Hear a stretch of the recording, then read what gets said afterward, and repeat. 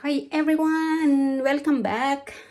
Now I'm home guys. I just came home from school. Oh my god. It's a very bad weather today. Like I just don't like this kind of weather. Oh my god. This morning guys. Oh, it was raining. So it's been, I think it's been 4 days that I didn't upload any video. Yes, it's been 4 days I did not upload any videos on my channel. Just because like I'm not that busy, but it's because like I'm not in the mood to make any videos at all. That's why like I'm like that like sometimes if wala ako sa mood mag-video guys, talaga ako mag-video.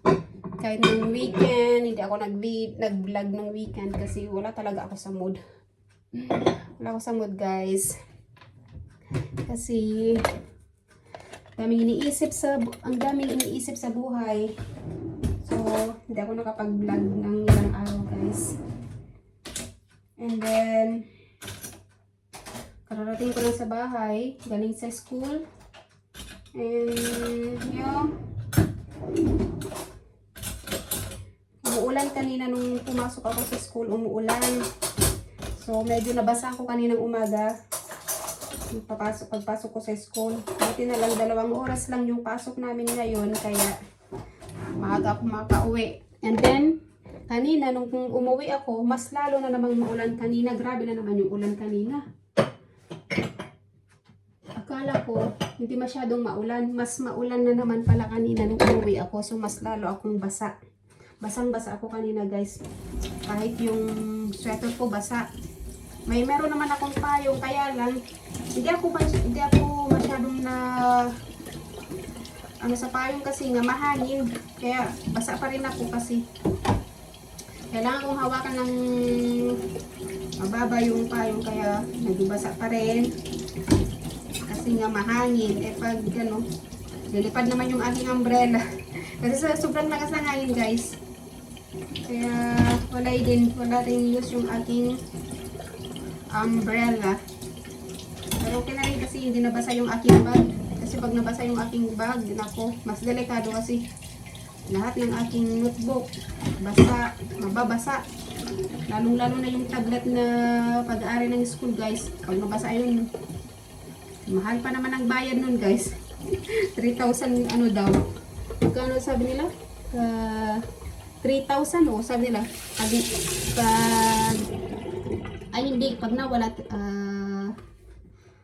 Pag nawala 3,000 pala yun. Pero pag nasira 1,000 pala pag nasira. Kaya yung talagang masisira yun kasi yung magbayad. Kaya sabi ko ay nako, kahit mabasa na yung aking gamit, wag lang yung bag.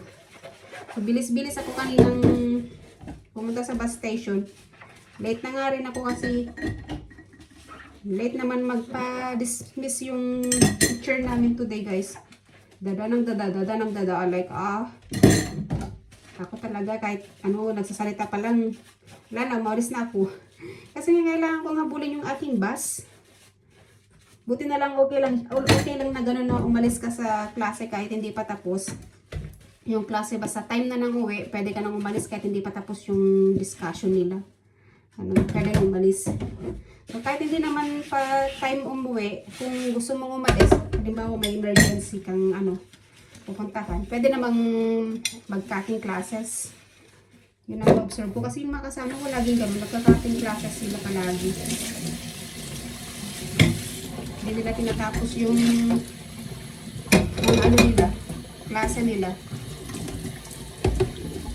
Kasi yung iba may trabaho, yung iba may ewan ko. So yun guys, malapit nang matapos yung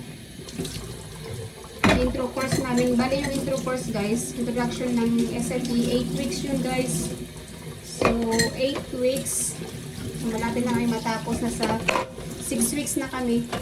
So after nito, after nitong week na to, 2 linggo na lang yung aming intro course. So titingnan na kung saan kami ilalagay. Kasi nag-umpisa na silang mag-interview. Yung interview na yun guys, i-interviewin kanila kung parang yung personal personal information ba? Parang background mo. Yung background mo sa inyo, kung about sa educational at attainment mo, parang ganun siguro.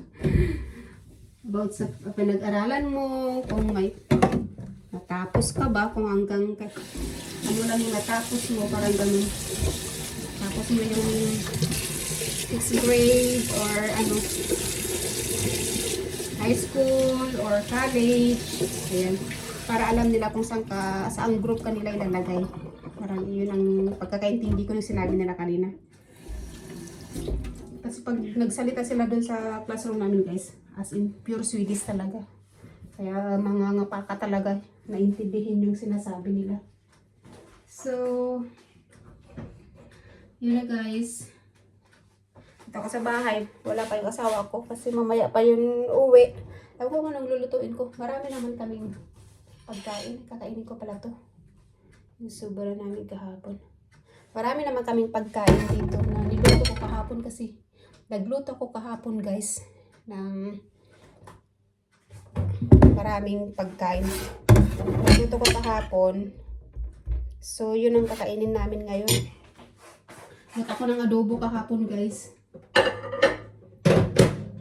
Adobo with rice. Kahapon niluto ko. So, sabi ko magluto na ako para bukas. Hindi ako magluluto. Nagluto ako kahapon. And then,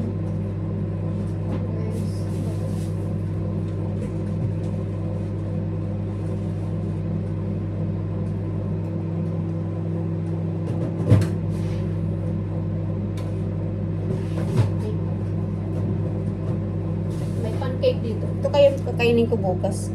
Pancake. Sarap nito ah. Sabihin ko kasi sa asawa ko, ito kainin ko bukas sa school. Kainin ko sa school, pancake. And ano pa kaya yung kakainin? Meatballs. Gumawa pala na yung asawa ko kahapon ng ano, nag-bake. Nag-bake pala yung asawa ko ng cake kahapon. Ito yung binake niya guys. Apple cake. Ang sarap-sarap nito. Apple cake. Ayan oh. Kasi bumili kami ng apple nung pumunta kami sa store. So sabi niya, I'm gonna bake a cake. Sabi ko, sige mag-bake ka. Ang sarap talaga niya guys. Kasi yung asawa ko kasi guys, ano yan dati, chef. Chef yung asawa ko na chef na naging nurse. Chef siya na naging nurse. Pinano niya yung pagka-nurse niya, and then naging chef na lang siya. Ayan. Kainin ko nga to. Gutom ko. Ito dapat yung pabaw niya sa akin kanina, oh. Ito donut, ano? Ito croissant. Kaya lang, sabi ko wag na lang yung sliced bread na lang yung pabaunin ko. And then, yeah. I have the leftover yesterday, so I'm gonna eat this a little bit and then gagawa ako ng homework ko guys kasi ang dami naming homework ngayong week 6 din. So ganun ang ginagawa ng mga teacher namin guys. Yung lesson ngayong week na to, ilalagay nila sa tablet namin and then pwede namin gawing mag-isa pag-practice namin kung gusto namin. Kaya ang ginagawa ko, once na nai-post na nila doon, yung lesson namin, tinatry kong gawing mag-isa kahit hindi pa namin napapag-aralan dun sa klase. Kasi pag hindi ko agad ginagawa, natatabunan ako ang dami. Dami kasi nilang nilalagay, kaya ginagawa ko agad. So, kain lang ako, kasi nagutom talaga ako.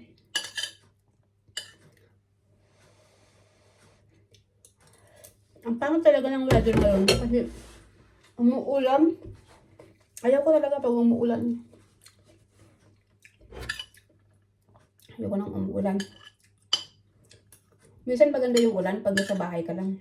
Pero pag yung ganitong lalabas-labas ka, ayoko nang umuulan.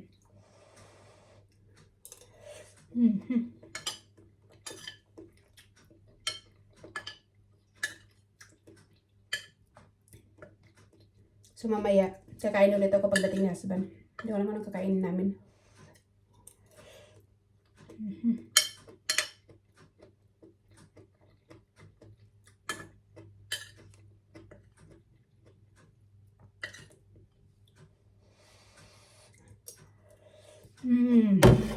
Legit.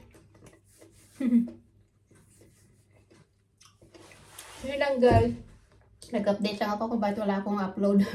Kasi busy ako. And then, i-update ko kayo bukas. Kasi bukas daw yung schedule ko sa interview bukas. So, i-update ko kayo bukas kung ano yung about sa interview ko bukas sa school. Yung teacher namin mag-interview bukas. So, sabihin ko sa inyo kung ano yung tatanungin nila sa akin bukas. So, bye guys. See you in my next vlog again. Bye-bye.